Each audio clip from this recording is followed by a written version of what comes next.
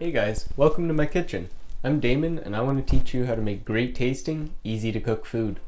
Last time I showed you how I make my homemade tomato ketchup. Today I'm going to teach you how to turn that into a sweet, smoky, spicy barbecue sauce. Let's get started.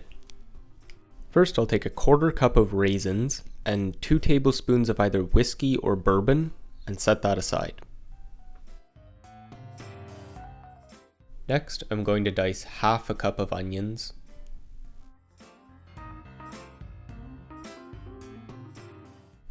And I'll finely chop 1 teaspoon of garlic and 1 teaspoon of ginger.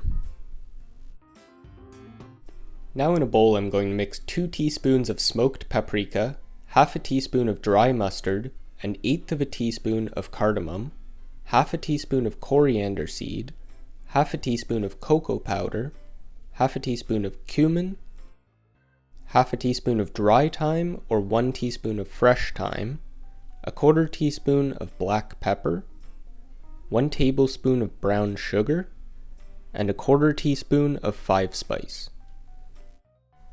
5 spice is a spice blend popular in Chinese and Vietnamese cuisines. It consists of cinnamon, fennel seeds, star anise, cloves, and Szechuan pepper. Now in a separate bowl I'm going to mix 2 teaspoons of molasses, 1 tablespoon of soy sauce, 2 tablespoons of white vinegar, and a quarter cup of grape jelly. In this batch I used grape jelly, but you can replace that with almost any other jam, jelly, chutney, or even applesauce. In a pot over medium heat, I'm going to add 1 teaspoon of oil and the half cup of onions, and I'll cook those lightly for about a minute. Next I'm going to add the garlic and ginger,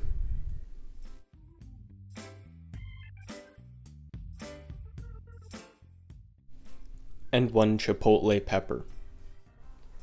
A good amount of the smoky flavor in this recipe comes from chipotle peppers, which are smoked jalapeno peppers. For this recipe I'm using canned chipotles, but you can also use chipotle powder or dried chipotle peppers. If you're using dried chipotle peppers, you'll want to soak them beforehand like I did with the raisins. After that's cooked for 2 minutes, I'm going to add the raisins and whiskey, and I'm going to cook that out until the whiskey has almost evaporated.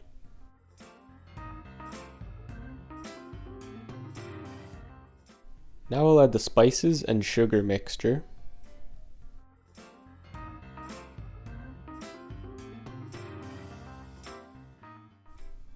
Now I'm going to add the liquid mixture and half a cup of tomato ketchup.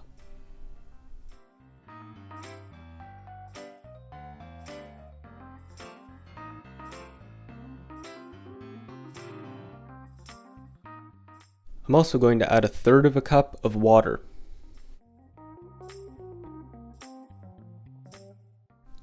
Now I'm going to cook everything on medium-low heat for about 20 minutes or until it's thickened and reduced by about 1/3.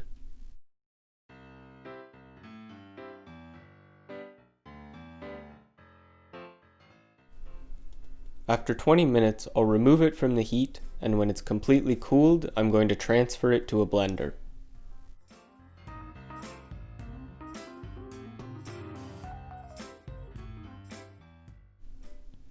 If it's too thick, you can add a couple tablespoons of water to help with the blending.